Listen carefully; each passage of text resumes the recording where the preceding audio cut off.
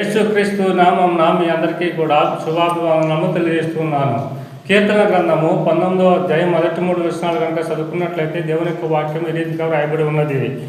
ఆకాశంలో దేవుని మహిమను వివరించుతున్నవి, అంతరిక్షము ఆయన చేతి పనిని ప్రచురపరుచుతున్నది. పగటికి పగలు బోధ చేస్తున్నది, రాత్రికి రాత్రి జ్ఞానం తెలుపుతున్నది. వాటికి భాష లేదు, మాటలు లేవు, వాటి స్వరము వినపడదు. వాటి కొలనూలు భూమి అంతటా వ్యాపించున్నది. లోక దిగంతముల వరకు వాటి ప్రకటనలు బయలు వెలుస్తున్నవి అంటున్నాడు.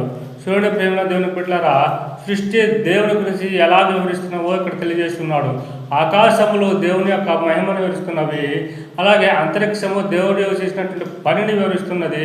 పగటికి పగలు బోధ చేస్తున్నది, రాత్రికి రాత్రి జ్ఞానం చేస్తున్నది. వాటికి భాష లేదు, మాటలు లేవు, స్వరము లేదు, కానీ అవి వాటి చెప్తున్నటువంటి ప్రకటనలు, దేవుడి గురించి చెప్తున్న ప్రకటనలు భూమి అంతటా కూడా వెలుస్తున్నామని దేవునికి వాక్యం తెలియజేస్తూ ఉన్నది.